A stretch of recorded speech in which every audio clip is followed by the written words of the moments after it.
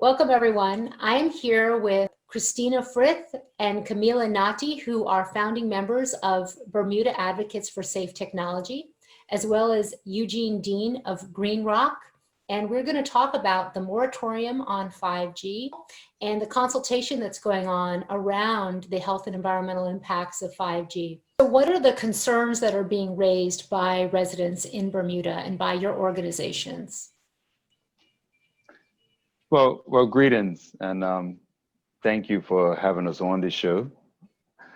There are lots of concerns coming from the broader community. Most of them are around the impact of 5G on human health and the environment.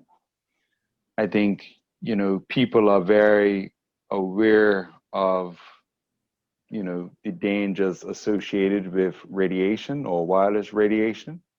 And as wireless technology increases, then it's something that as a community or as communities, we all need to be very conscientious about how we integrate this technology into our lives.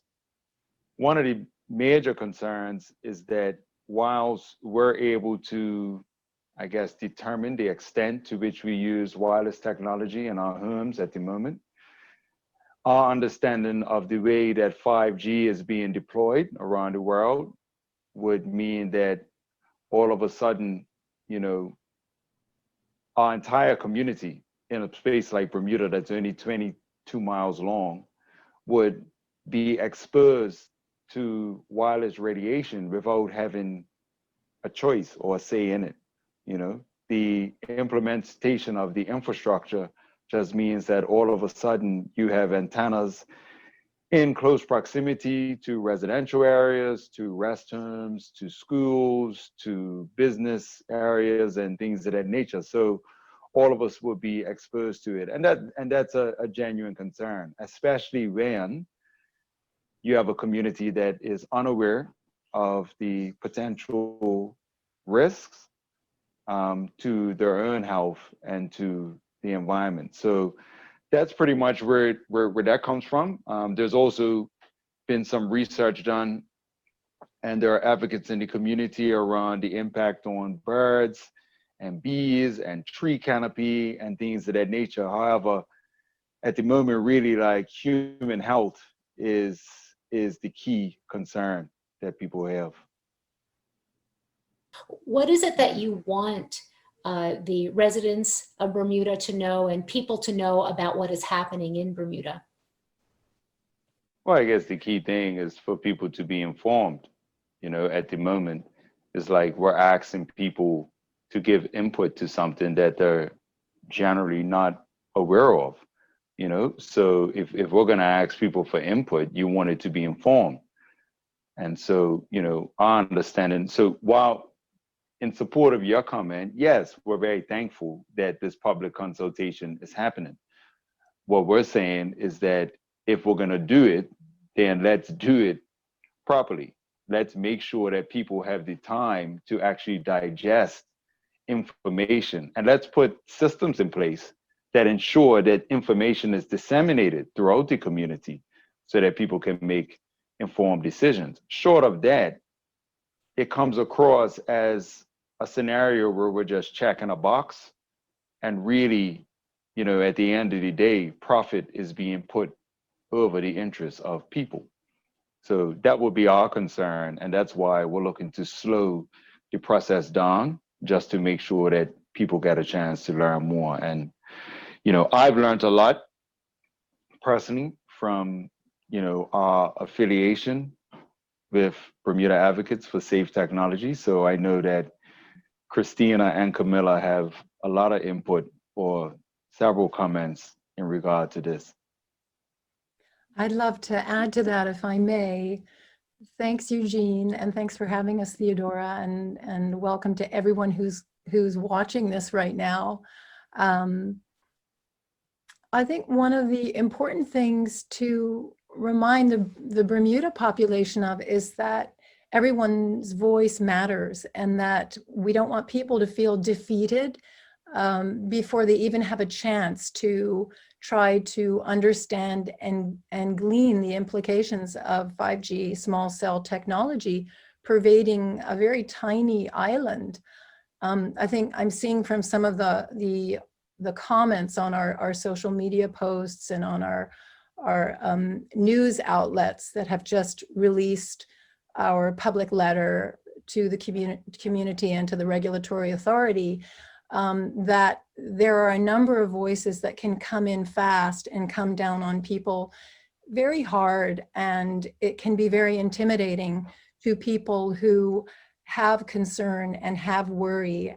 They're afraid to kind of dip their foot in the pool because they're afraid of being shamed or belittled or made to feel stupid. And I just want to say that you don't have to be a doctor or a physicist or a scientist to understand some of these concepts and to understand what this technology could bring to a small place like our beautiful little island.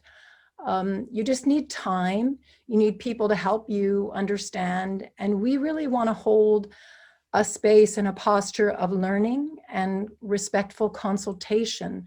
We don't appreciate bullying, and we don't want to be shut down. We want to feel like the people of Bermuda are intelligent and respected and honored. And we want them to know that we certainly, as advocates for safe technology, care about the well-being of our population. We want people to be healthy and well and feel like they're able to thrive and have a voice within their homeland, and not just feel like it's a very small amount of people who have access to big money and big media, make big decisions for us that could have implications on our health for a long time to come. Very well said, Christina. Thank you. Yes, very, very well said. Give thanks. Overall, because we feel you can't really talk about just 5G, we're overall concerned with wireless radiation and electromagnetic pollution as a whole. So in Bermuda currently, there's no protective policy at all, and we use the FCC outdated standards, which are really the worst in the world, because many countries have much better standards or guidelines for their people. So we'd like to see transparency of where masts are going up, a registry, so that citizens can see the measurements and the antenna locations in their neighborhoods, and also have the chance to object to close proximity antennas. And we'd also like to see more protective wireless policy put in place, such as minimum setbacks for antenna from homes and schools. We'd like people to know that 5G is not just another G. Well, a lot of people confuse 5G with 5 gigahertz Wi-Fi. That's number one. And then when they learn what is 5G, well, it's just another G, but it's not just another G. It's a completely different approach to cellular communications, and it's using lots of small cells. So instead of the big cell antenna we now think of when we think of a cell antenna, it's using lots of small antenna, and they're not small in their output, although they may be small in their size, and they'll be located many, many more of them than over what we currently have. At very close proximity to people's homes and schools, as Eugene mentioned, and therefore people will be exposed in much closer proximity for much longer. And they also, 5G, the reason they need so many small cells is because it uses millimeter waves, which we've never used before for communication systems. And they're not tested. There's no safety testing before the rollout. So we're really all being, taking part in a big experiment. And we don't think that's the right approach at all. We should exercise caution with an untested technology. The impacts could be felt many years from today. When our children are grown, cancer has long latencies, and it's not wise to roll out a technology without safety testing. In several other countries, they already have real-time radiation monitoring going on. They have limits which allow less radio frequency radiation than ICNIRP and the FCC. Now, those are still not protective limits yet because harm has been found at much lower levels, but they're much more stringent than US FCC and ICNIRP limits.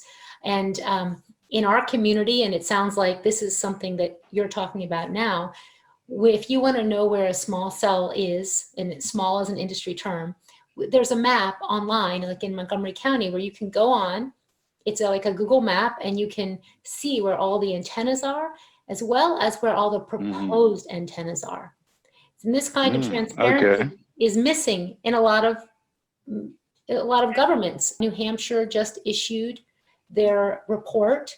They have for an entire year been talking to experts, gathering information, and they're recommending setbacks to schools. They're recommending reducing exposure in schools and libraries, and looking at the impacts to our natural environment. Yeah, that Excellent. was amazing to see. Wonderful. We'd love to see Bermuda model something very similar to that. Because there are a lot of concerns for our bird population.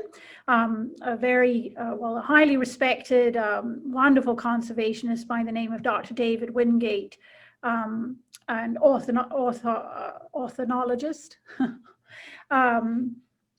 actually signed the petition as well. He's concerned and interested in learning more about the effect that wireless radiation has on our bird population. And of course, the bees, the bees, without the bees, there's no food. So, and 5G is supposed to be particularly harmful to bees. So we already have a declining bee population issue here. So we want all of those issues looked at in much more detail and given much more consideration before we just roll ahead with this technology here. There's going to be all of this information presented. Then who are the decision makers in deciding what and how they're going to respond? Are they industry affiliated? Are they independent? Are they public health experts? Are they biologists? Who are they? Such a good question. I mean, I can give some insight, and Camilla, you can follow up. My understanding in communications that we've received from the RA is that they are sourcing kind of, I guess, independent professionals to form a panel that is going to be present to review all submissions to the RA, and they're going to assist as consultants the RA in terms of forming strategy or a position for Bermuda. So that's my understanding of the way that it's going. And the public consultation is just an opportunity for any and everyone, in Bermuda or who cares about Bermuda to submit their research or their position or their views or concerns, to them. Are they going to be vetted for industry ties? There are so many scientists. I don't know if you saw Dr. Leonard Hardell's latest publication where he talks about how the effects need to be evaluated by a group of independent scientists. There are so many scientists who are publishing work funded by industry. And yet they'll actually, when their signatory doesn't even say that, it'll say like University of Pennsylvania or, but they're actually getting thousands of dollars from industry as both consultants and they've been hired to do so. Understood, which means that we're going to need to do our own due diligence on the people who the RA have selected. So thank you for sharing that. But we're going to need to inquire with the RA about who they're bringing on and do our due diligence as part of our, process of keeping this, process very fair and open and objective and honest. Yes, we would like to see health experts on the panel, on the advisory panel that have expertise in the biological effects of wireless radiation. Yeah, definitely. We have a biologist named Albert Manville, who used to be the lead at the U.S. Fish and Wildlife Service, and he's retired, but he has long published on the impacts to birds from electromagnetic radiation from cell towers. And his information was presented to the US FCC. It was completely ignored. There's also great concern about, the whole natural world of Bermuda. If there's a massive densification of small cells or that sort of technology implemented in existing structures and ones that are newly erected, is that huge amounts of our foliage will be chopped down, like we've seen in photographs and posts around the world of 5G that has, coming to your neighborhood, and a beautiful old growth tree lined street is all of a sudden naked and stripped bare of all of its greenery that we so treasure. And I think for our own population to understand what that could mean in terms of, well, firstly, our health and well-being. Secondly, the beauty of our island and possible devaluation of property. And also the thought that maybe Bermuda doesn't want to follow the rest of the world in this technology because we are seen as an oasis and a paradise of sorts. Does one want to run away to a paradise that is, streaming with microwave radiation? That's not how I want to live. I've been doing a lot of watching of videos of doctors, mostly health professionals. Dr. Sharon Goldberg, I was listening to just this morning, and she speaks about the many studies that have been done on microwave radiation, the effects of it, that were done decades ago by the military. So there's plenty of research. You just have to dig for it and have faith that you can find it. And what you're reading is real and concerning, and not be pushed down by the louder people who will have you believe that they know more and better than you do. Mm-hmm. Yeah. You mentioned, Theodora, about misconceptions, and I just wanted to add this. I know as environmental advocates, or advocates for sustainability, a lot of times, you can have critics who try to pigeonhole us one way or another. And in this scenario, it will be easy for people to look and say, oh, so this group is just against 5G, or they're just against technology. And it's like, well, we're not against anything. We're actually for human health. And yes, we're for, I guess, harnessing the natural resources from our environment or Mother Earth. However, it's important that that's done sustainably. So we have to look at balance in life, because we actually depend on Mother Earth for our existence. The earth will flourish in our absence. It just doesn't work in the reverse. So for us to care about ourselves is imperative that we care about the environment that sustains us, and there's no other way. There's no way to disrespect the environment and then say that we care about ourselves. So these are just like basic fundamental principles. So, again, we're for things. We are for safe technology. That's a positive, because we care about our people.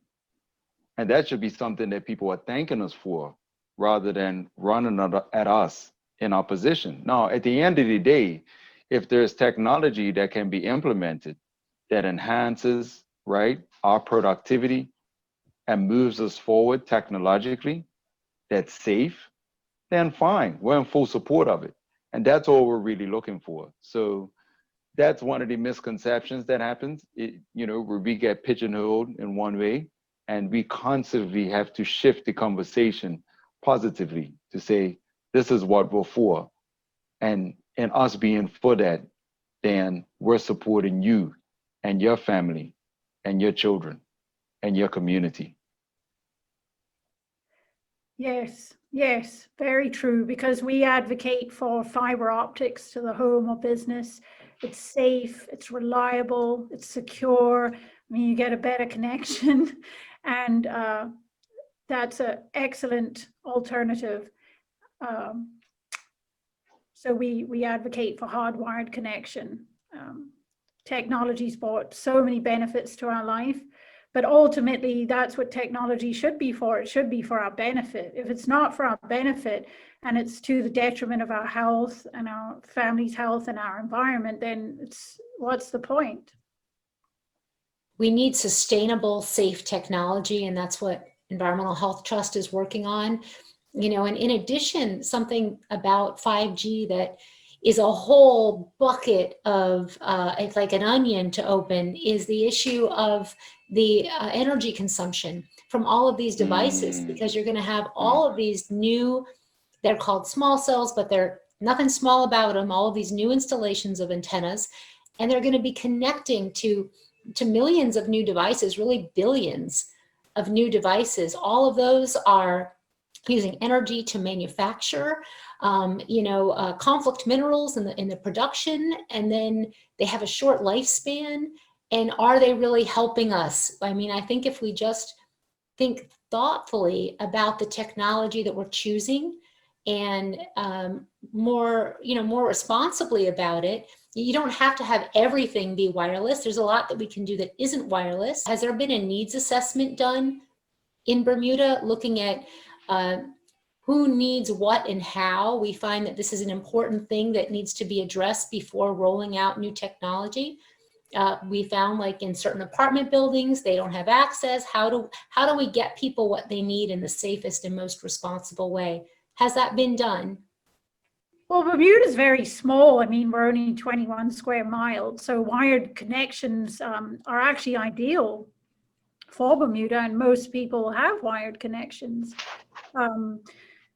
So it's interesting you say that, because a lot of the comments on the press release were exactly that. A lot of people were asking the question, what do we need 5G for? We don't need 5G in Bermuda.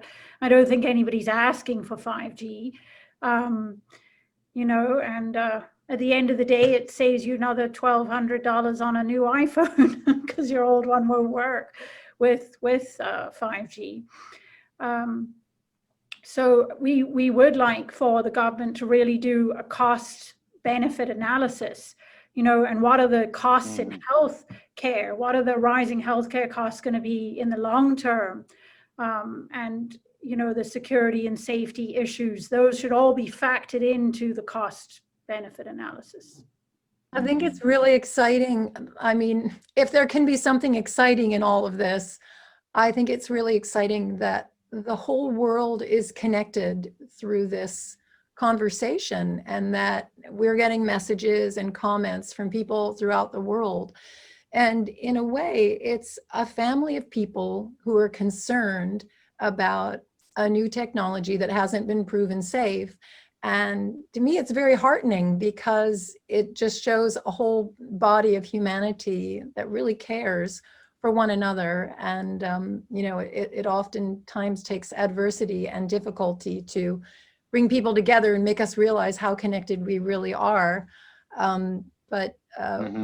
We definitely welcome comments and messages from people from around the world on our public sites and our press releases and so forth, just so we can know what's happening in your part of the world, and information that you may have that we don't have, or that we can learn from. So you're calling on people to submit in this consultation, which I'll put a link to at the bottom of this on where the video is, so that people can find that as well. And you have a petition, right? Yeah. Yes. Signed by so many people. Yes. Out of a body of 60,000 people, over 3,500 signatures just from our island folk alone. That is a large number. In a very short space of time, we garnered a lot of signatures and a lot of comments. We were actually quite surprised by how quickly, within just a few days, thousands of people had signed it. And it's encouraging to see the countries around the world that are rejecting 5G and not rolling it out. And we would just like everybody to let everybody know you do have a voice and you do have a choice. And by the 23rd of November, please, write your comments in, no matter how brief, to the Regulatory Authority of Bermuda, and sign and share the petition that's going around as well. And if you need help educating yourself about certain elements of 5G and small cell technology, come over to the BAST page, Bermuda Advocates for Safe Technology. It is on Facebook.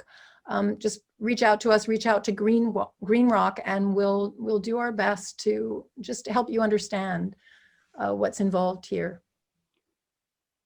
I'd also like to just, in closing, say, a big thank you to Bermuda Environmental Sustainability Task Force, who's been working hard on the issue of wireless radiation in Bermuda alongside us, and to Dr. Pete Talbot, who's really a visionary medical doctor in Bermuda. She's a young Bermudian doctor, and her husband's actually an IT professional. And, she's a pediatrician and a functional medicine doctor, and it's wonderful to have her support. And also to Dr. David Wingate as well. And also a big thank you to Eugene Dean from Green Rock. Yes. Yes, give thanks. And what's exciting is that through this collaboration that we're going to be launching a huge public education campaign and sharing as much information as possible with the broader community to ensure that people are informed. We're in the process of organizing public forums, which people will be able to engage in person and also be able to engage online. And we'll just be doing everything that we can to keep this matter relevant and keep it present in the media, and just keep information circulating and keep the lines open for communication so that people can ask questions and become just more informed. So our main cry to the community is this: what we've recognized from our experience as being advocates for sustainability and the environment over the years is that revolutions and change comes from people. And it's only when we rise up and represent our interests that we're able to affect positive change in our countries and in our communities. In the absence of that, although leaders are meant to serve the interests of the people that they represent, what we found is that the communities and countries are subjected to dealing with the interests of others. So this scenario with 5G is just an example of things that have been happening for years, and we can lay down and just allow ourselves to be subjected to whatever risks are associated with its implementation without our knowledge, or we can empower ourselves with knowledge, and we can use our voice and communicate, and we can rally those around us and engage our families and involve everyone in the community. And we can take a stance collectively that lets our leaders know that this is an issue that is very important to us and that we will not go away until our concerns are addressed. Thank you, Eugene. Well said, Eugene. Truly smart technology is safe technology. So we consider ourselves very progressive in that we should be looking to the future, that the technology that's really going to be beneficial. And that's, we've seen it so many times in the past. We've seen it with DDT, we've seen it with asbestos, we've seen it with secondhand smoke. All once the science was safe and it was rolled out and public policy didn't protect people in those areas. And then, takes a long time, and finally the public health policy catches up and the real science is listened to, the independent science. And we shouldn't keep making the same mistake over and over again, for example, with wireless technology. I deal with health issues myself and am worried about another thing in the environment that's going to put a tax on my own, my own health and well-being, is with all of the stress and challenge that the population is experiencing around this virus and this time of year, and being able to afford food and shelter and just the basic necessities of life, I'm wondering, how can we even think in Bermuda of introducing another element that could tax their health and make them have to spend more money on something that could end up making them sick and unwell? It just seems like a technology or an idea for very wealthy people who are not concerned with meeting basic needs. So, we have on our website various celebrities who are making their homes into low EMF sanctuaries. They have flip switches that they flip to turn the electromagnetic radiation off in their homes. Many people who are bringing technology in and who are executives of internet and big tech companies are well aware of this issue and actually limit the technology exposure to their children and minimize their exposure to electromagnetic radiation. And what shocked me is, this actually happened, a friend of mine said to me, "Theodora, everyone already knows about this. We already know that it's a problem and we reduce exposure." And I said, no, people don't know. People think that it's safe. There's so many people I know who their only connection to the internet, the only kind of phone they have is a cell phone. They can't afford to have a modem with all this wired infrastructure in their house, and their kids are doing school on cell phones, and they are fully not aware that there was no pre-market safety testing. They're not aware that there are hundreds of scientists calling to reduce our exposure, not increase our exposure. They're not getting that information. And so I think there's an environmental racism issue here. This is an environmental justice issue, just as all environmental health issues are. Responding to your comment that there are people in these high-level positions who benefit from the advance of this technology, guarding themselves from the very same technology, it just occurs to me as such a slap in the face. There's such a lack of integrity there, where someone would be able to advance technology in a direction that would benefit oneself, and then also have the means and also admit that one would need to protect themselves from it. There's something very, I don't know, that's very outside of integrity to my thinking. Good for people to know that, though. Yeah. Thank you so much to all of you for sharing what's going on in Bermuda and all of this. It's so important to share this with everyone, and I hope the best for your consultation. And I also hope it gets extended so that there's more time for people to become informed on these issues, so that they can actually lend their voice as an educated voice. Mm-hmm. Thank you. Yes. Thank you. And thank you very much for including us in this conversation. We really appreciate you reaching out and talking with us. Yes, Thank you. thank you. We really appreciate the Environmental Health Trust. Thank you.